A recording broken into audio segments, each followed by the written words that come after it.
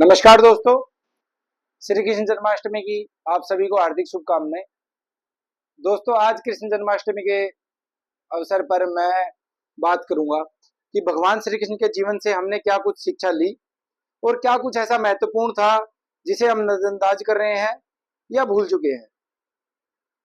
दोस्तों, आजकल के कथावाचक या और भी कोई प्रोग्राम हम भगवान कृष्ण से संबंधित कोई धार्मिक आयोजन करते हैं या भागवत का आयोजन करते हैं, तो आप देखेंगे कि उस कार्यक्रम का एक बहुत बड़ा हिस्सा भगवान श्री कृष्ण के बाल्यकाल, जिसमें वो माता यशोदा के साथ शैतानियां करते हैं, मक्खन चुराते हैं, मटकी फोड़ते हैं, और उनकी किशोरावस्था जब वो गोपियों के साथ रासलीला नचाते हैं, उसके बारे में ये बात होती रहती है।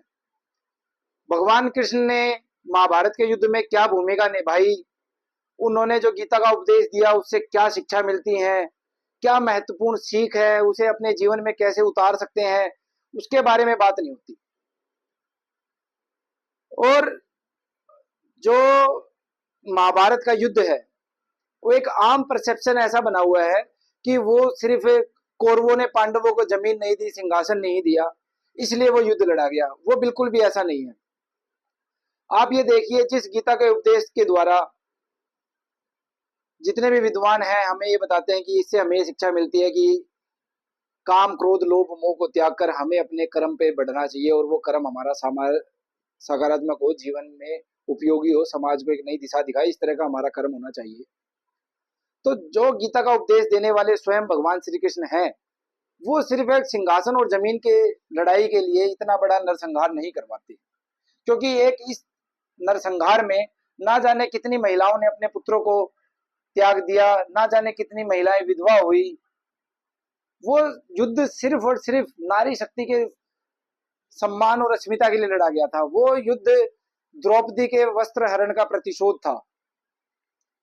दोस्तों, जहां आज हम जन्माष्टमी बना रहे हैं और पिछले हफ्ते हमारे देश में रक्षाबंधन का त्योहार मनाया गया, उसके दूसरे पक्ष को देखें तो हमारे देश में दूसरी ओर एक हमारी बहन के साथ शारीरिक दुष्कर्म होता है, उसकी हत्या कर दी जाती है। उसके बाद भी तमाम राज्यों से इस तरह के इंसिडेंट आ रहे हैं जिसमें महिलाओं के साथ इस तरह का दुष्कर्म हो रहा है।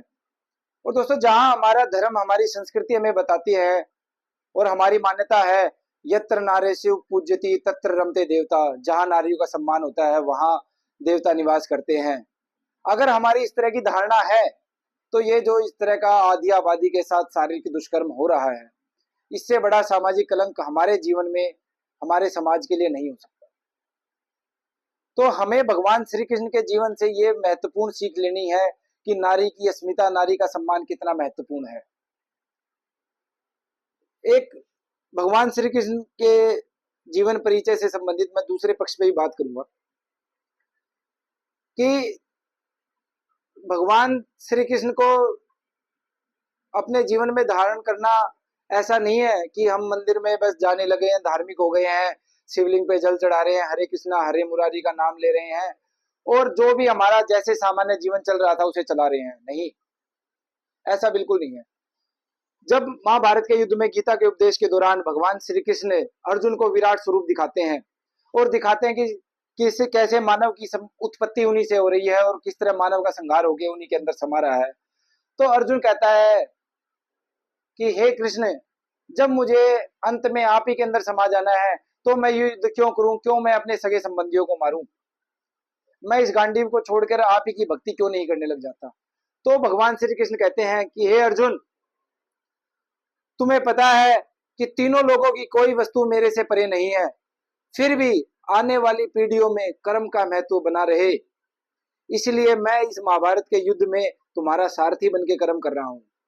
और तुम्हारा भी यही कर्म है कि जिस लक्ष्य को लेकर तुम आज यहाँ महाभारत के युद्ध में खड़े हो उससे विचलित ना हो। अपने सगे संबंधियों को देखकर, इतने बड़े बड़े सूरवीरों को देख के तुम अपना पथ विचलित मत करो। तो हमारा जीवन भी इस तरह संघर्षमय होना चाहिए और लगातार कर्म करना हमारे जीवन का मूल उद्देश्य बन रहना चाहिए। और सिर्फ कर्म भी ऐसा नहीं कि कोई भी कर्म कर रहे हैं, कर्म तो ये भी है कि हम बस बिस्तर पे पड़े हुए हैं, तो वो भी तो एक कर्म हो ही रहा है।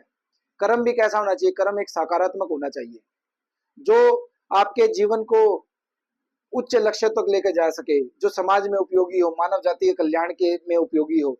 इस तरह का हमने कर्म करना चाहिए। तो आज कृष्ण जन्माष्टमी के अवसर पर मैं आपसे यही विनती करूंगा कि हमें सिर्फ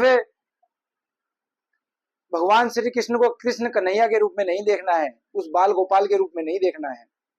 हमें भगवान श्री कृष्ण को एक युग पुरुष के रूप में देखना है, जिसने महाभारत के युद्ध में गीता का उपदेश दिया और महाभारत जैसे युद्ध में एक महत्वपूर्ण भूमिका निभाई।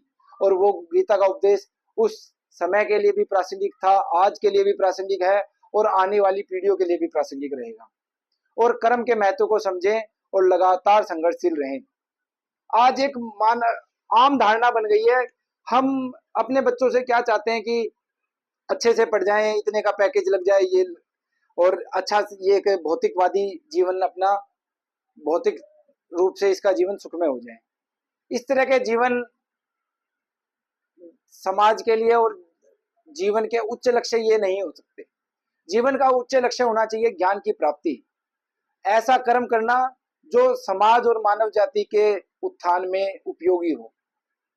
तो इस तरह के हमें अपने आदर्श बनाने चाहिए, अपने बच्चों में भी इस तरह के आदर्श देने चाहिए। और भगवान श्री कृष्ण के जीवन परिचय से हमें यही सब धारण करना चाहिए। और उस एक युग पुरुष की सीख को सिर्फ शैतानियों से, बाल्यकाल की शैतानियों और माखन चुराने या गोपियों के साथ रासलीला रचाने से संबंधित नहीं रहना चाहिए। मुझे याद है 8वीं 9वीं की बात रही होगी, जब मैं 8वीं 9वीं में था, तो हमारे स्कूल में गीत याद कराया जाता था। उसमें लाइन आती थी एक कि श्री कृष्ण ने रास रचाया था, हनुमंत ने लंका जलाई थी, आज रास रचाना याद रहा, लंका जलाना भूल गए। कि हमने रास रचाना तो याद रखा है, लेकिन दूसरा एक जो समाज में महत्वपूर्ण एक हनुमान जी ने नारी शक्ति के सम्मान के लिए लंका को जलाए थे, उस चीज को हम भूल गए हैं। आज मैं ये बात, आपको लग रहा होगा कि इस वीडियो में नारी शक्ति के ऊपर ज्यादा बात क्यों हो रही है, क्योंकि आज के समय की यही मांग है। अगर हम कृष्ण जन्माष्टमी मना रहे हैं और नारी शक्ति का सम्मान नहीं कर रहे, उसकी सुरक्षा के लिए हम कुछ नहीं कर रहे हैं, तो ये कृष्ण जन्माष्टमी मनाने का कोई महत्वपूर्ण कोई भी लाभ नहीं है, बल्कि ये सिर्फ और सिर्फ ढोंग बन के रह जाएगा।